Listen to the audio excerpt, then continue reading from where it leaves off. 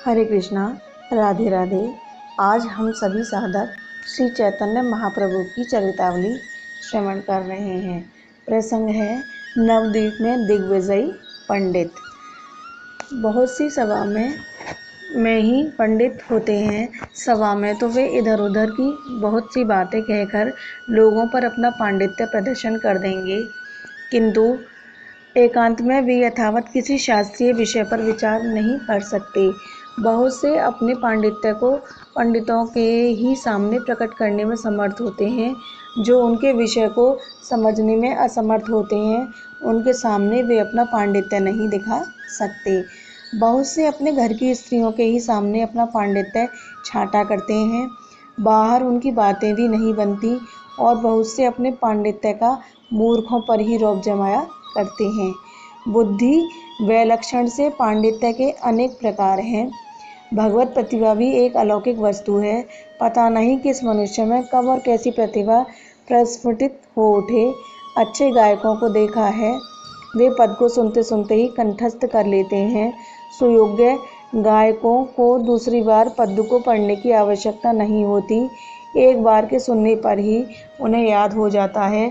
किसी को जन्म से ही ताल, स्वर और राग रागनियों का ज्ञान होता है, और वह अल्प व्यय में अच्छे अच्छे धुरंधरों को अपने गायन से आश्चर्यान्वित बना देते हैं। कोई कवि होकर ही माता के गर्भ से उत्पन्न होता है, जहाँ वे बोलने लगे कि उनकी वाणी से कविता ही निकलने लगती है। कोई अनपढ़ होने पर भी उसे सुंदर वक्ता होते हैं कि अच्छे अच्छे शास्त्री और महोपाध्याय उनके व्याख्यान को सुनकर चकित हो जाते हैं। यह सब भगवत शक्तियाँ हैं, इन्हें कोई परिश्रम करके प्राप्त करना चाहे तो असंभव है।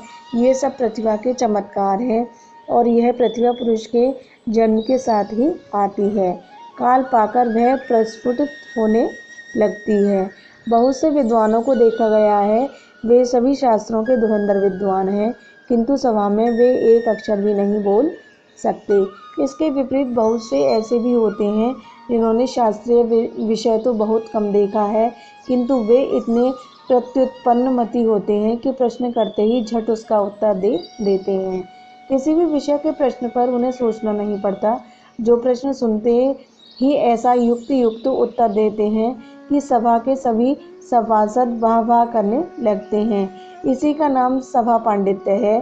पहले जमाने में पंडित के माने ही वाग्दूक वक्ता या व्याख्यान पटु किए जाते थे, जिनकी वाणी में आकर्षण नहीं, जिसे प्रश्न के सुनने पर सोचा पड़ता है तो तत्क्षण बात का उत्तर नहीं दे सकता। जिसे सभा में बोलने से संकोच होता है, वह पंडित ही है नहीं। सभा में ऐसे पंडितों की प्रशंसा नहीं होती। पांडित्य पने की कीर्ति के अधिकारी नहीं समझे जाते। वे तो पुस्तकीय जंतु हैं, जो पुस्तकें उलटते रहते हैं। आज से कई शताब्दी पूर्व इस देश में संस्कृत साहित्य का अच्छा प्रचार था। राज्य सभाओं में बड़े बड़े पंडित रखे जाते थे। उन्हें समय समय पर यथेष्ट धन पारितोषिक के रूप में दिया जाता था। दूर दूर से विद्वान सभाओं में शास्त्रार्थ करने आते थे, और राजसभाओं की ओर से उनका सम्मान किया जाता था। पंडितों का शास्त्रार्थ सुनना उन दिनों राजा या धनिकों का एक आवश्यक मनोरंजन समझा जाता था, जो बोलने चालने में अत्यंत ही पटु होते थे, जिन्हें अपनी वक्तृत्व शक्ति के साथ शास्त्रीय ज्ञान का भी पूर्ण अभिमान होता था। वे संपूर्ण देश में दिग्विजय के निमित्त निकलते थे। प्राय ऐसे पंडितों को किसी राजा या धनी का आश्रय होता था। उनके साथ बहुत से और पंडित, घोड़े, हाथी तथा और भी बहुत से राजसी ठाट होते थे। वे विद्या के प्रसिद्ध प्रसिद्ध केंद्र स्थानों में जाते और वहां जाकर डंके की चोट के साथ मुनादी कराते कि जिन्हें अपने पांडित्य का अभिमान हो, वह हमसे आकर शास्त्रार्थ करे। यदि वह हमें शास्त्रार्थ में परास्त कर देगा तो हम अपना सब धन छोड़कर लौट जाएंगे, और वे हमें परास्त न कर सके तो हम समझेंगे हमने यहाँ के सभी विद्वानों पर विजय प्राप्त कर ली है। यदि किसी की हमने शास्त्रार्थ करने की हिम्मत न हो, तो हमें इस नगर के सभी पंडित मिलकर अपने हस्ताक्षरों सहित विजय पत्र लिख दें। हम शास्त्रार्थ किए बिना ही लौट जाएंगे। उनकी ऐसी मुनादी को सुनकर कहीं के विद्वान तो मिलकर शास्त्रार्थ करते और कहीं के विजय पत्र भी लिख देते। कहीं कहीं के विद्वान उपेक्षा करके चुप हो जाते। दिग्विजयी अपनी विजय का डंका पीटकर दूसरी जगह चले जाते। धनी मानी सज्जन ऐसे लोगों का खूब आदर करते और उन्हें यथेष्ट द्रव्य भी भेंट में दे देते थे। इस प्रकार प्राय सदा ही बड़े बड़े शहरों में दिग्विजयी पंडितों की धूम रहती। चैतन्य देव के ही समय में 4-5 दिग्विजयी पंडितों का उल्लेख मिलता है। आजकल ये प्रथा बहुत ही कम हो गई है, किंतु फिर भी दिग्विजयी आजकल भी दिग्विजयी करते देखे गए हैं। हमने 2 दिग्विजयी विद्वानों के दर्शन किए हैं। उनमें यही विशेषता थी कि वे प्रत्येक प्रश्न का उसी समय उत्तर देते थे। एक दिग्विजयी आचार्य को तो काशी जी में एक विद्यार्थी ने परास्त किया था। वह विद्यार्थी हमारे साथ पाठ सुनता था, बस उसमें यही विशेषता थी कि वह धारा प्रवाह संस्कृत बड़ी उत्तम बोलता था। दिग्विजय के लिए वाक्पटुता की ही अत्यंत आवश्यकता है। पांडित्य की शोभा तब और भी वाक्पटुता ही समझी जाती है। ऐसे ही एक कश्मीर के केशव शास्त्री अन्य स्थानों में दिग्विजय करते हुए नवद्वीप में भी विजय करने के लिए आए। उन दिनों नवद्वीप विद्या और विशेषकर नव्य न्याय का प्रधान केंद्र समझा जाता था। भारतवर्ष में उनकी सर्वत्र ख्याति थी, इसलिए नवद्वीप को विजय करने पर संपूर्ण पूर्व देश विजित समझा जाता था। उस समय भी नवद्वीप में गंगादास, वैयाकरण, वासुदेव, सार्वभौम, न्यायिक, महेश्वर, विशारद, नीलांबर, चक्रवर्ती, अद्वैताचार्य आदि धुरंधर और नामी नामी विद्वान थे। नए पंडितों में रघुनाथ दास, भवानंद, कमलाकांत, मुरारी गुप्त, निमाई पंडित आदि भी यथेष्ट ख्याति हो चुकी थी। नगर में चारों ओर दिग्विजय की ही चर्चा थी।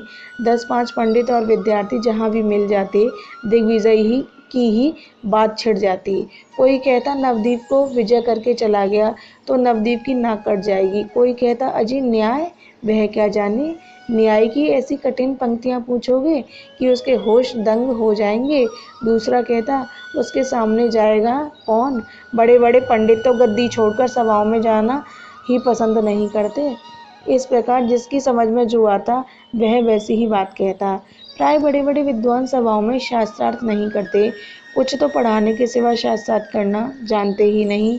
कुछ विद्वान होने पर शास्त्रार्थ कर भी लेते थे, किंतु उनमें चालाकी, धूर्तता और बात को उड़ा देने की विद्या नहीं होती। इसलिए चारों ओर घूम घूम कर दिग्विजय करने वाले वावदूकों से वे घबराते हैं। कुछ अपनी इज्जत प्रतिष्ठा के डर से शास्त्रार्थ नहीं करते कि यदि हार गए तो लोगों में बड़ी बदनामी होगी। इसलिए बड़े बड़े गंभीर विद्वान ऐसे कामों में उदासीन ही रहते हैं। विद्यार्थियों ने जाकर निमाई पंडित से भी यह बात कही। कश्मीर से एक दिग्विजयी पंडित आए हैं, उनके साथ बहुत से हाथी घोड़े तथा विद्वान पंडित भी हैं। उनका कहना है नदिया के विद्वान या तो हमसे शास्त्रार्थ करें, नहीं तो विजय पत्र लिखकर दे दें। वैसे शास्त्रार्थ करने के लिए तो बहुत से पंडित तैयार हैं, किंतु सुनते हैं उन्हें सरस्वती सिद्ध है। शास्त्रार्थ के समय सरस्वती उनके कंठ में बैठकर शास्त्रार्थ करती है। इसी से वे संपूर्ण भारत को विजय कर आए हैं। सरस्वती के साथ भला कौन शास्त्रार्थ कर सकता है, इसलिए उन्हें बड़ा भारी अभिमान है। वे अभिमान में बार बार कहते हैं मुझे शास्त्रार्थ में पराजय करने वाला तो पृथ्वी पर प्रकट ही नहीं हुआ है। इसलिए नदियों के सभी पंडित डर गए हैं। विद्यार्थियों की बातें सुनकर पंडित प्रवर निमाई ने कहा चाहे किसी का भी वरदान प्राप्त क्यों न हो, अभिमानी का अभिमान तो अवश्य ही चूर्ण होता है। भगवान का नाम ही मदहारी है। वे अभिमान ही का तो आहार करते हैं। रावण, वेन, नरकासुर, भस्मासुर आदि सभी ने घोर तप करके ब्रह्मा जी तथा शिव जी के बड़े बड़े वर प्राप्त किए हैं। दर्पहारी भगवान ने उनके सभी दर्प को चूर्ण कर दिया। अभिमान करने से बड़े बड़े पतित हो जाते हैं, फिर वह दिग्विजयी तो चीज ही क्या है। इस प्रकार विद्यार्थियों से कहकर आप गंगा किनारे चले गए और वहां जाकर नित्य की भांति जल विहार और शास्त्रार्थ करने लगे। इन्होंने दिग्विजय के संबंध में छात्रों से पता लगाया कि वह क्या करता है और एकांत में गंगा जी पर जाता है या नहीं, यदि आता है तो किस घाट पर और किस समय। पता चला कि अमुक घाट पर संध्या समय दिग्विजय नित्य आकर बैठता है। निमाई उसी घाट पर अपने विद्यार्थियों के साथ जाने लगे और भी पाठशाला के विद्यार्थी कौतूहलवश वहीं आकर शास्त्रार्थ और वाद विवाद करने लगे। जय जय श्री राधे।